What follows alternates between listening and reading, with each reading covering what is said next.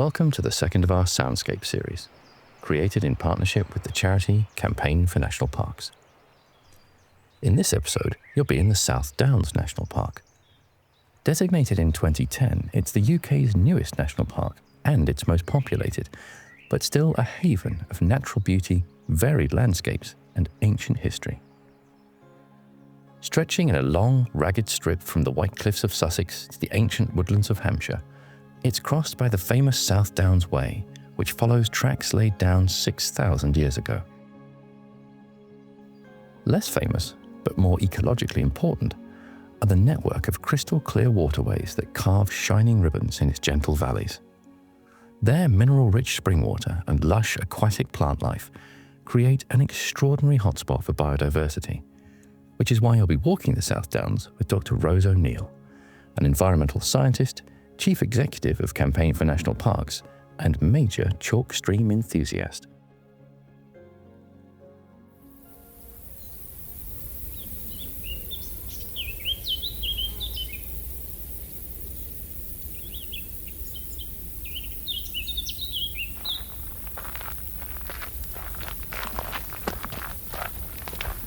So we are in Ovington, which is a little village in the western edge of the South Downs National Park.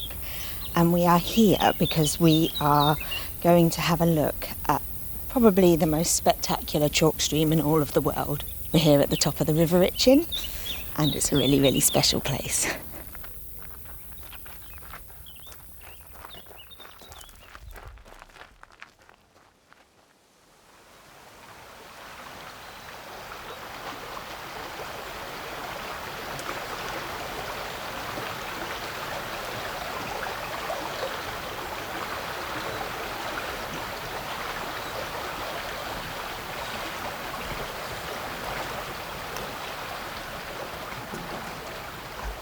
So we're standing on a small footbridge that arches the width of the river.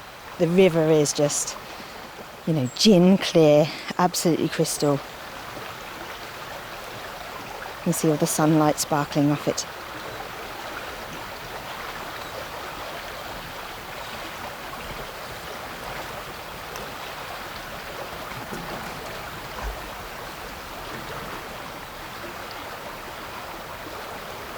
You've got soft rolling hills. This is the most spectacular view, I think. We're about to walk down a bit of the River Itchen Way.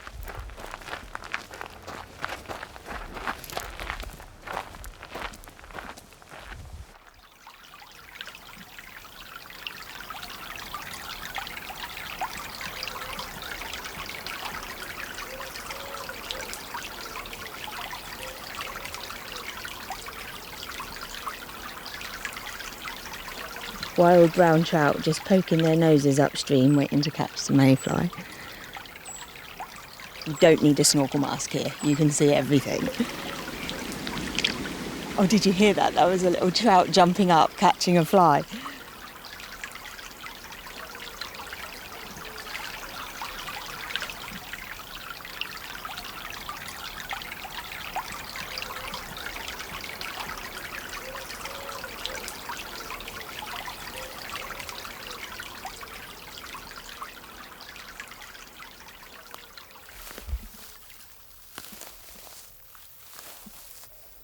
So those alder there, those alder trees, so these are trees that like to get into the river, and you've almost got a mangrove in miniature.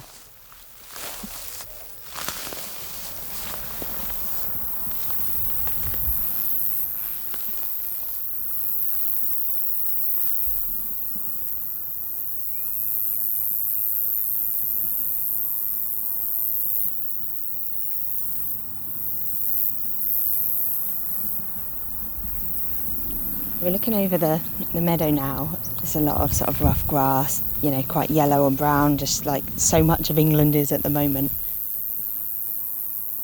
The day is getting quite hot. This is the prime time of day where you would get the crickets and the bugs. It's got like electric energy.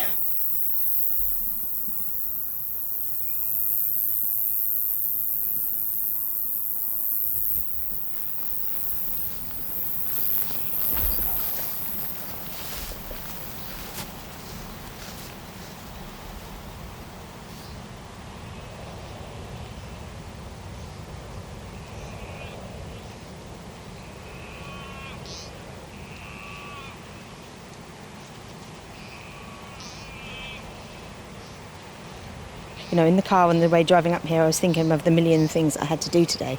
And now that's like, that's lifted. Oh, we've just seen a dragonfly, big dragonfly go past.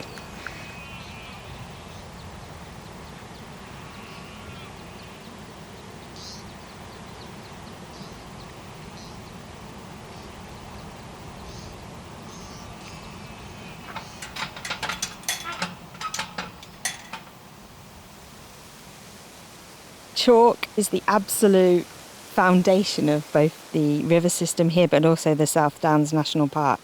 I'm holding sort of 100 millions of years in my hands here. Like all of this white is all tiny little sea creatures that would have lived in a shallow tropical sea when this part of the world was, a bit more like the Caribbean than it is today.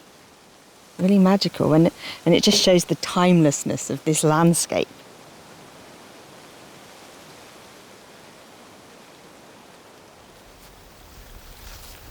What makes this river so clear and pure is the fact that it's entirely spring-fed. The constant flow from the springs will mean that you have those really clean gravels, and that's where the salmon and the trout will lay their eggs.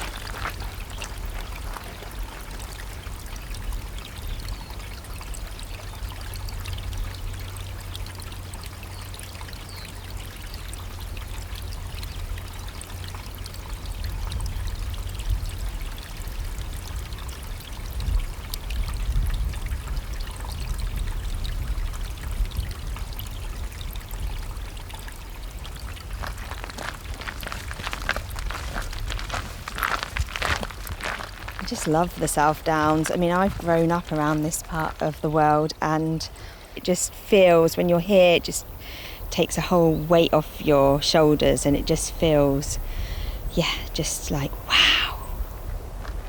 What's so special is just the view, just looking across the landscape and seeing lots of different trees and farms and hedgerows, birds.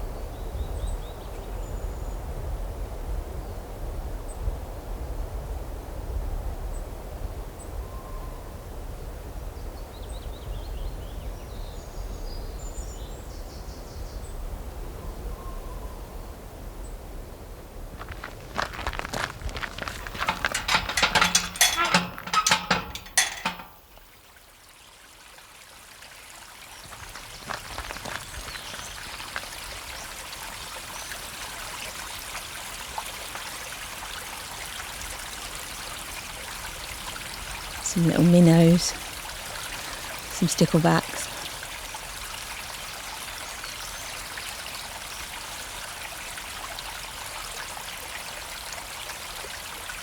But the river level is actually quite low at the moment, and that's because, it's been an absolutely incredible hot summer.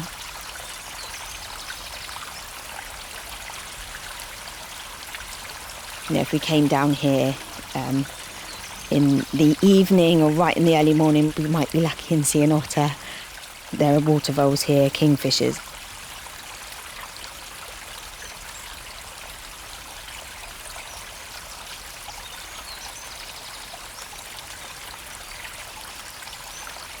What we're looking at here is a sort of river system that has been shaped by humans for centuries, but in a way that has also shaped the conditions for the biodiversity that we see, because it's been so historically managed.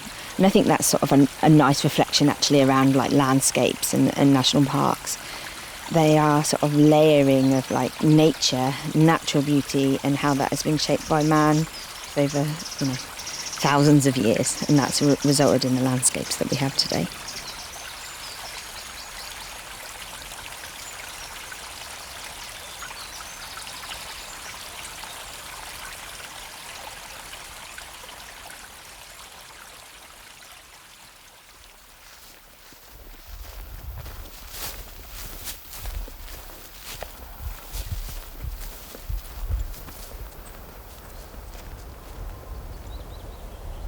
So we've got like a dead tree, gnarly, the bark has sort of started to grey, but all the way through we've got loads and loads of holes. It's like a block of flats for bugs.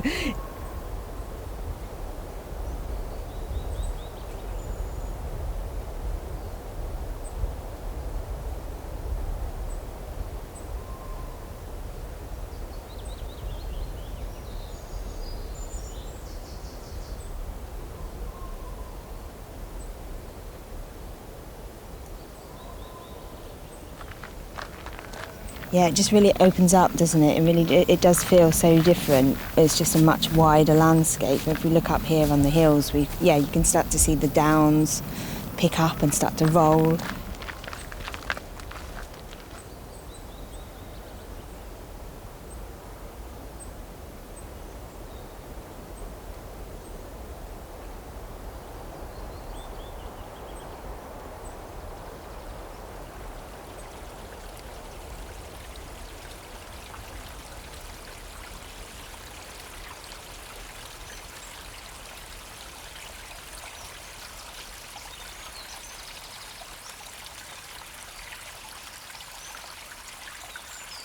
So we're back at the river now, on the bridge. It's not been a long walk, but it's been a really relaxing, otherworldly walk in a way. I feel a million miles away from when I felt like when I got out of the car. The water is crystal clear. I can see white and gold and different colours, gravel just sort of sparkling in the sunlight. It just is a really tranquil, relaxing place to be.